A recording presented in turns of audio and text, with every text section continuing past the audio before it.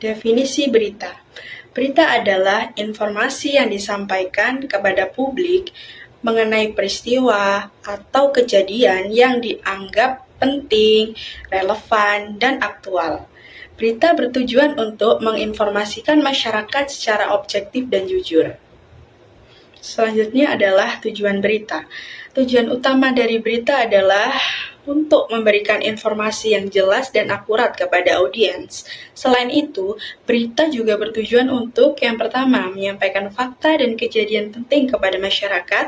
Yang kedua, membangun kesadaran tentang suatu isu atau peristiwa yang terjadi.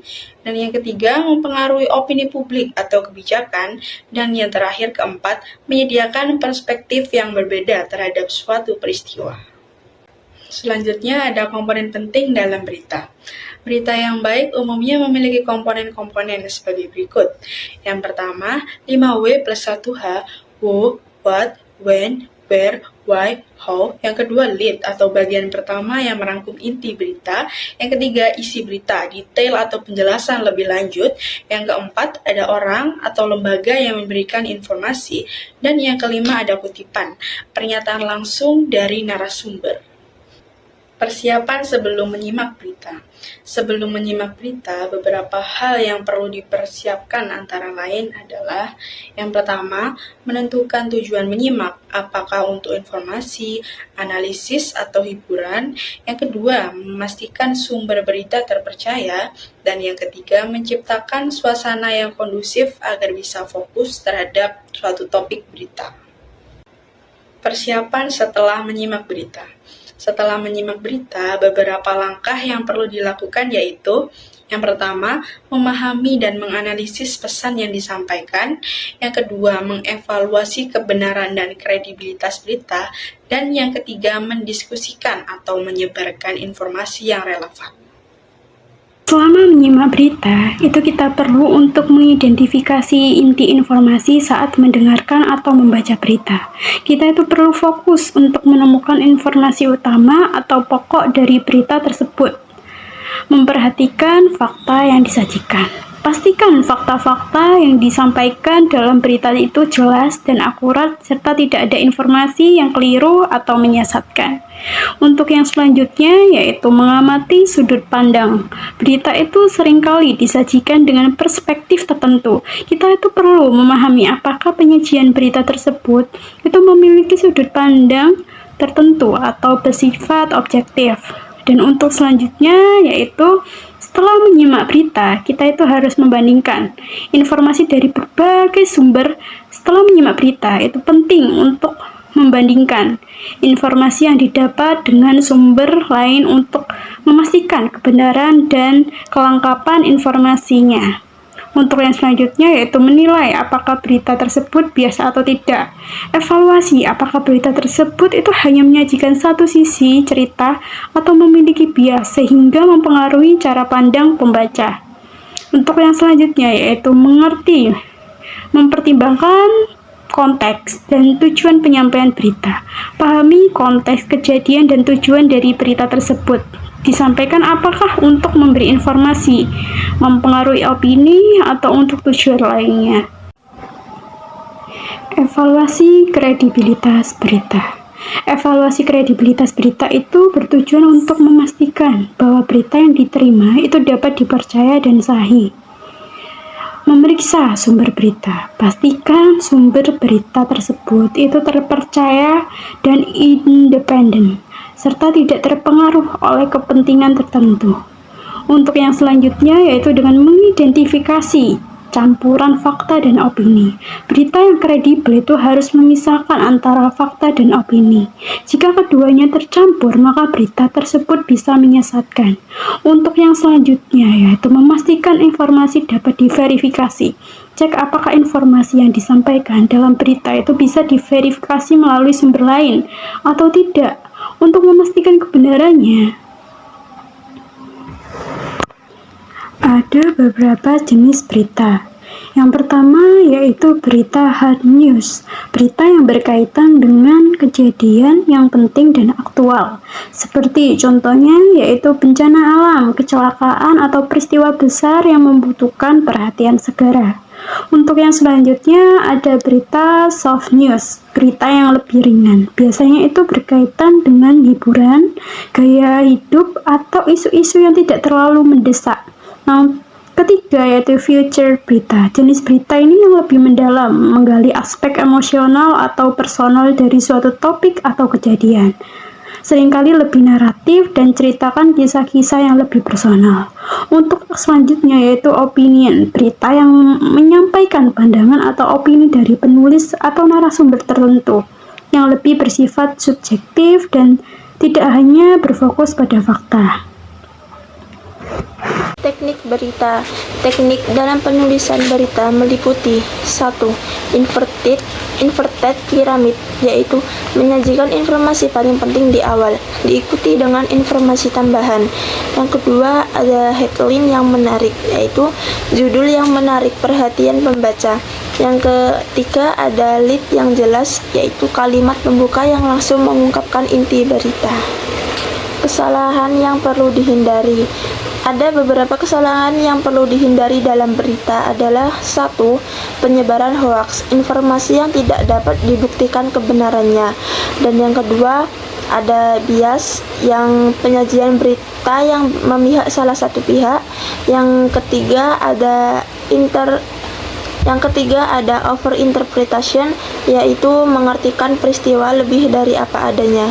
Dan yang keempat, ada kurangnya verifikasi, yaitu tidak memeriksa kebenaran sumber berita tersebut. Keterampilan yang dibutuhkan dalam menyimak berita tersebut. Beberapa keterampilan penting dalam menyimak berita meliputi 1.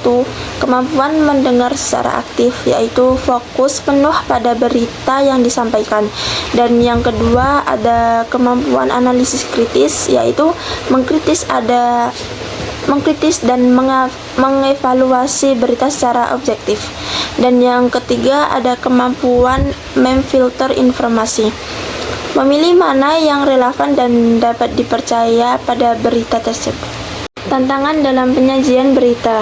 Beberapa kesalahan yang perlu dihindari dalam berita adalah 1.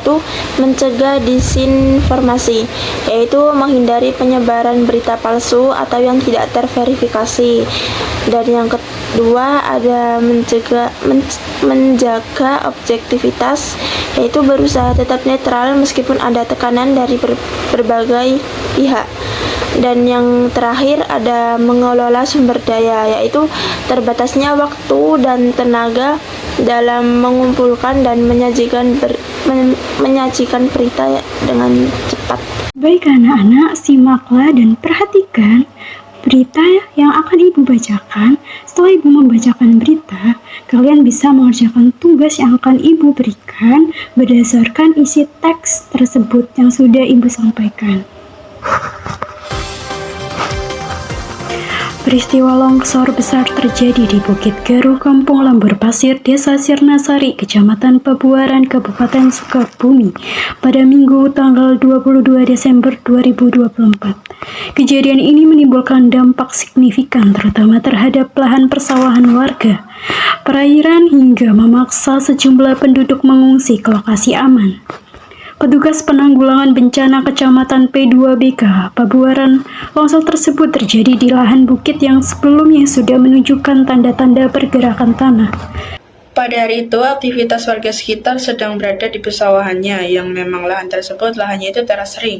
Cuman karena mereka sudah tahu ada indikasi pergeseran tanah di bukit tersebut, mereka alhamdulillah bisa melarikan diri secepatnya, dievakuasi ke wilayah aman, ke titik aman. 2 hari sebelumnya hujan itu sempat mengguyur kawasan ini, namun pada hari kejadian cuacanya malah sangat panas.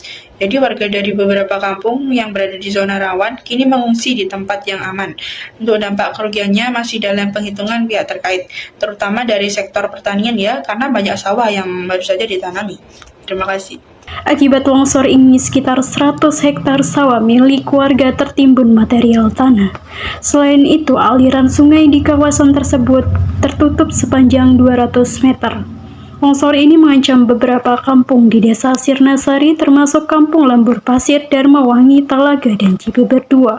Saat ini warga yang tinggal di lokasi rawan bencana telah dievakuasi ke tempat aman seperti majelis, sekolah, dan bangunan lain yang dianggap lebih aman. Menurut warga sekitar, longsor dipicu oleh kondisi cuaca ekstrim.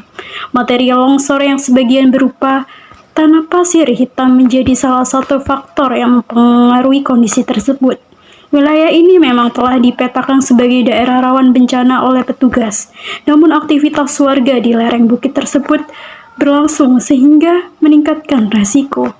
Selain sawah yang tertimbun, longsor ini menciptakan ancaman serius bagi pemukiman di sekitar kaki bukit. Warga yang terdampak langsung telah dievakuasi untuk menghindari potensi longsor susulan. Sementara itu, tim gabungan dari petugas penanggulangan bencana, perangkat desa, dan instansi terkait masih melakukan penghitungan kerugian serta kajian lebih lanjut.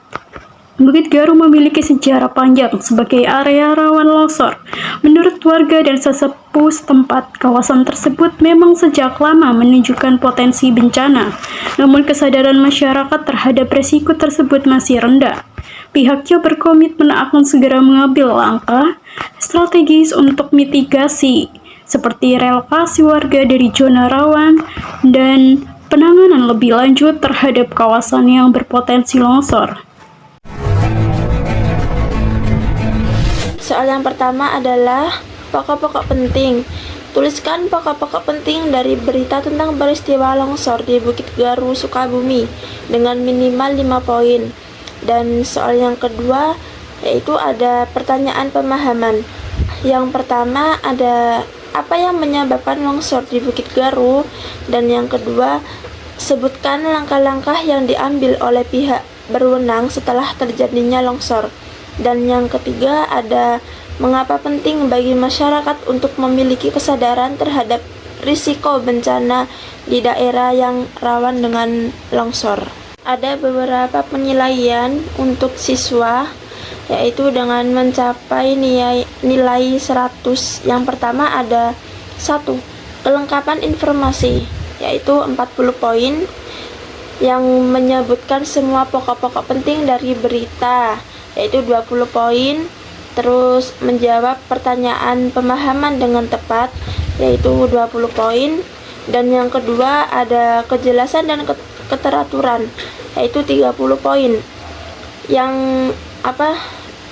gimana menyusun jawaban dengan jelas dan terstruktur, yaitu 15 poin. Dengan menggunakan bahasa yang baik dan benar, itu juga 15 poin. Dan yang terakhir analisis dan pemahaman, yaitu totalnya 30 poin. Yang pertama ada menunjukkan pemahaman yang baik tentang penyebab dan dampak longsor, yaitu 15 poin. Dan yang terakhir menggambarkan pentingnya kesadaran masyarakat terhadap risiko bencana, yaitu juga 15 poin. Tentang skor, yaitu 100 sampai 91. A, yaitu sangat baik, terperinci, akurat, dan terstruktur dengan baik. Terus 90 sampai 81 itu B, yaitu baik, cukup lengkap dengan sedikit kekurangan. Dan 80 sampai 71 yaitu C, cukup beberapa kesalahan dan kekurangan. Dan yang keempat ada 70 sampai 61 yaitu dengan nilai D, yaitu kurang banyak kesalahan informasi. Terus yang terakhir ada 60 sampai 0 yaitu E, sangat kurang dan tidak relevan atau tidak sesuai dengan instruksi yang diberikan oleh guru tersebut. Baik anak-anak, kita sudah sampai di akhir pembelajaran hari ini. Ingatlah, menyimak berita itu penting, karena berita bisa mempengaruhi cara kita melihat dunia, tapi kita juga harus cerdas dalam memilih dan memfilter berita yang kita terima, agar kita itu tidak mudah terpengaruh oleh informasi yang belum tentu benar. Jadilah pendengar yang aktif dan selalu berpikir kritis. Semoga apa yang kita pelajari hari ini bisa membantu kalian menjadi lebih bijak dalam menyimak berita. Terima kasih atas perhatian kalian. Sampai jumpa di pembelajaran berikutnya.